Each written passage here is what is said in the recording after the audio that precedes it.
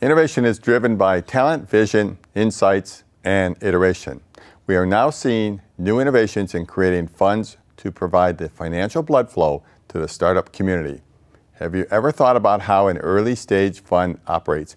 Even more importantly, how does a fund get launched? My name is Jim Connor. Welcome to Game Changers Silicon Valley. Tonight we have an opportunity to get a glimpse into how an early stage fund is started, raises capital, and begins the review of investment prospects. My guests are Trish Costello, Portfolio Manager of the Rising Tide Fund, and Manthi Nguyen, an investor and mentor in the Rising Tide Fund. Trish and Manthi, welcome to the show. Manthi, let's start with an overview from you on what's different about this investment fund from the broad number of funds currently in the startup community. Thank you, Jim, for having both of us, and much appreciate the opportunity to talk about the Rising Tide Fund.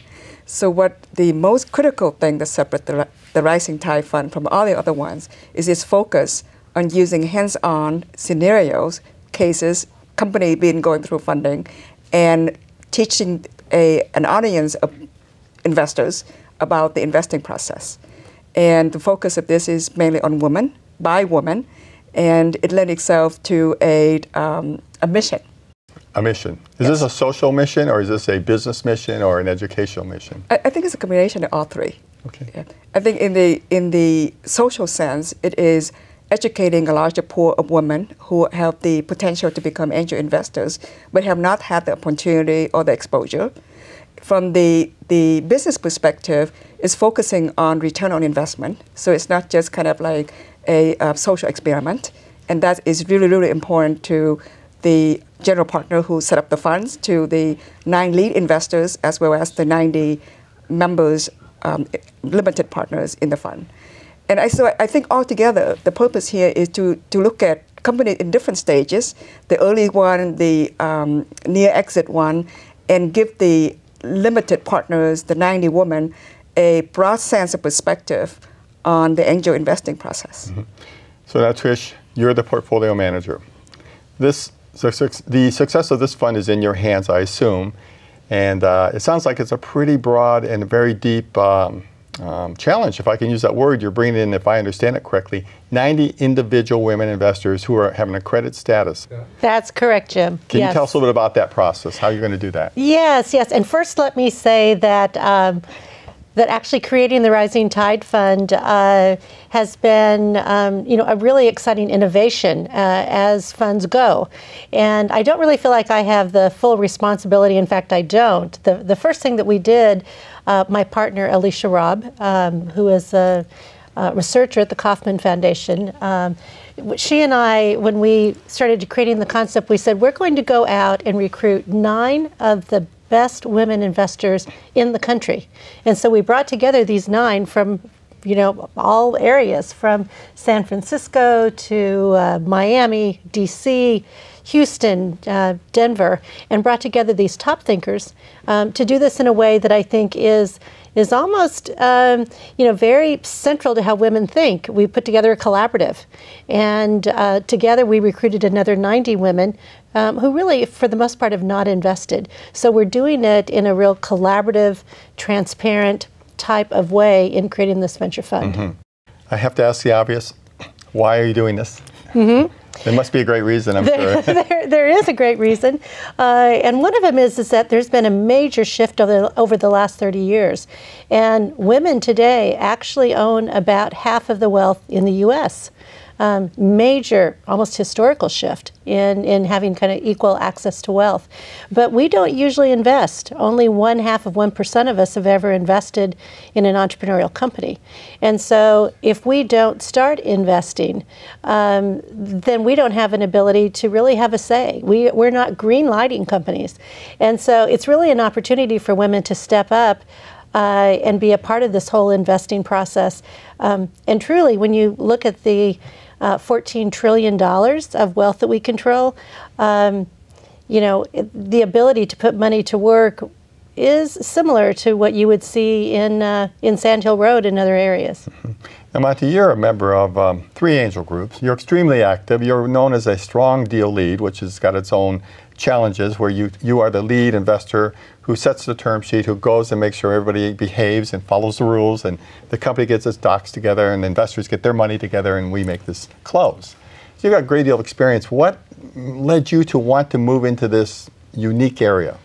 I think that for me, there's a number of reasons. As an active angel investor, I have heard over time, just about every walk, every venue, about the need to recruit more women investors. So I find angel groups trying to recruit from the same pool of women. So I look at this as an opportunity where Trish and Alicia brought together the idea of how to enlarge that pool. With so many women who have the ability to invest, have not entered into the investing arena, how do you bring more people into the pond? So you can enlarge the pond instead of trying to fish from the same pond and try to recruit from the same set of women. So I think a tremendous amount of opportunity in that. And I think also for me, there's certain technology that are very, very much gender specific and also maybe generational specific. Aging fund is one of them. Women healthcare is another area. And I think that having a woman focus would help bring those things to market in a way where potentially, because of the lack of direct experience, it might not be as obvious to other type of investors. So altogether, I think it's an opportunity really to draw from the population of very talented women into a larger pool of angel investors and hopefully bring to market technology that could enhance the life of many people. May I add something to that as well, Jim? Sure. You know, I think one of the interesting things that that we're talking about here as well is that, 20 years ago, there weren't that many consumer-facing companies that were venture-backed. And today, over half of the companies that VCs back are consumer-facing. And who are those consumers? 85% of all consumers are women. And so the ability to really take these smart, connected women and bring them together in a fund adds real value to these consumer-facing companies. So it's not just that we have money and want to invest, it's that we can make markets for these companies and really jumpstart their success in the marketplace. I see your point. What you're really saying, I think, is that the women investors themselves have the feel for, will this product or this service get traction? Much more than, let's say, just a general group of investors. The women who are the consumers, they're the ones that are really going to be better able, more qualified to make that call. Is that correct? Yes. I think a good example in that is Pinterest. Pinterest did not take off for a long, long time until women started using it and all of a sudden become one of the hottest companies in Silicon Valley. And that's an example where something that is very, very centric toward the woman behavior. Right? And so I think that is one example. I think in a more significant sense here is I reflect on my own personal experience. When I wanted to learn how to backpack, I signed up for a backpacking class. And then I have someone else help me organize backpacking trip. And then I go on backpacking trip before I go out on my own. And I think that perhaps because of the way we culturally raise girls, there tend to be that kind of hesitancy.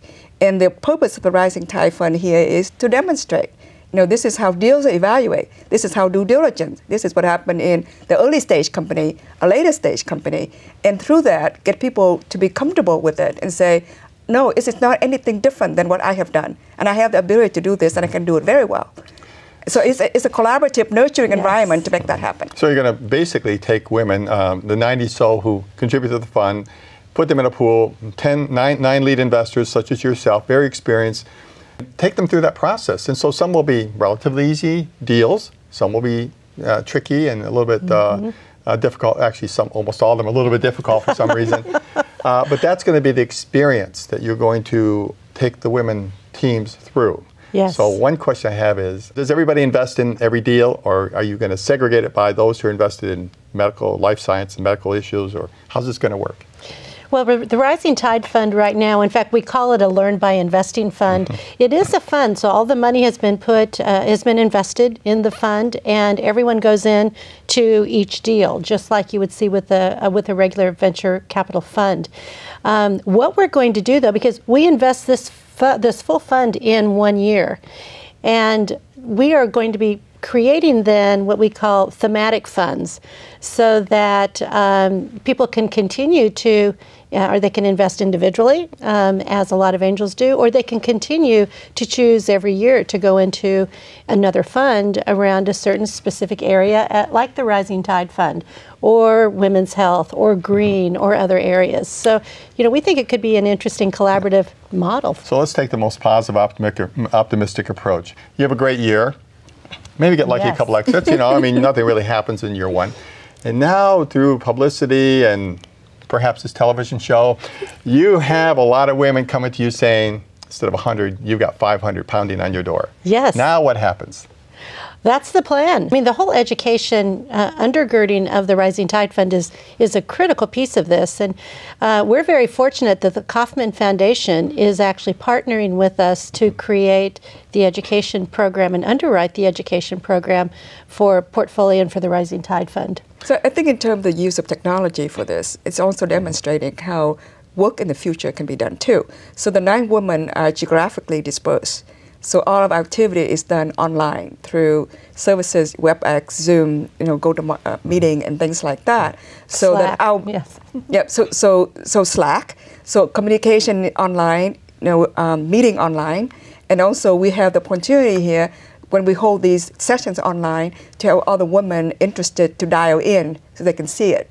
Okay? So this allows for the scalability of the future. So I don't have to be necessarily a participant in the first 90 to watch the educational sessions. Is that correct? That's correct. Absolutely.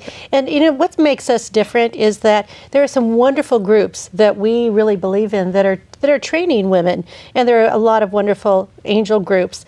But we're trying and will transcend the geographic boundaries, and we're really creating new role models out there as well. So we're really looking, our goal is 250,000 women investing every year when we go up to full speed. 250,000 women investing in your fund. That's a pretty big fund. Is this something that you may take public as a result of this, or is this a charitable love of work? This is a series of funds. Okay. This is a series of funds, and actually we believe that the regulations in this world are changing, in this fintech world are changing so quickly that the structures that we're dealing with today are going to massively shift, and we'll be a part of that over the next 5 years. And take it public? Well, maybe so. So Manthi, you're a mentor. And you're an investor. So what does that mean? I'm an investor and I'm a mentor. Or what is that responsibility? What's that bring to you in terms of obligations? So for me, being a mentor is trying to help somebody thinking through and trying to impart some of the wisdom and experience I have gained to that person and help ease the way of their whatever their endeavor is. So I mentor a lot of young entrepreneurs. I also mentor high school students, and some of them are entrepreneurs. So a lot of time when I look at the mentoring opportunity, I look at that as an opportunity to give back. And I think that in many of us, the saying go, it takes a village. Yes, it takes a village to raise a child, it takes a village to build a community. And I think that mentoring is one activity that I can do to help build a community. Trish, how did you come to this? Briefly, we only have a few minutes left, but was this a lifelong work, or did you just bump into this opportunity? This has been a lifelong work, and 21 years ago, Jim, I founded the Kauffman Fellows Program, the Venture Capital Fellowship. So I've been a part of developing over 500 VCs, and what I realized is that although a third of those VCs, successful VCs, are women, that maybe there's another way for us to do it. And so it's been a part of that, is looking at what's the best way to shift this world in a way that works for men and women. Let me just get a little contact information for parties or interested people who would like to follow up with you. What would be the best way to contact yourself, we'll say, the Rising Tide Fund? Yes. So Trish at Portfolia.com, Trish at Portfolia with an A.com is the best way to get a hold of me. Okay. And Manthi, what's the best way to follow up with you? The best way to follow up with me is Manthi, M-A-N-T-H-I, at lamsoncapital.com. Well, I got to tell you something. I really love the innovation you two are bringing, and your fund in general, but the idea and the concept of bringing to the angel community of accredited investors. And there's no question that if innovation is alive and just accomplishing tremendous results today in our society, creating so many jobs and making so many opportunities available to all people. It's a pretty horizontal opportunity for everybody. So I want to commend you, Trish, for your efforts and recognize that this is a lot of work and some risk involved. And Manthi, it's great to see you with your background and your credibility and frankly your recognition factor being a mentor and investor in the fund. So I want to congratulate both of you and I wish you every success going forward. Well, thank you very much. Thank you, Jim. Thank you for joining us for this week's episode of Game Changer Silicon Valley. Each week we'll address an area of innovation that may emerge as a game changer of tomorrow. You can follow us on our website, gamechangers.tv, our Facebook page, or subscribe to our YouTube channel. We look forward to your continued interest and participation in the upcoming shows.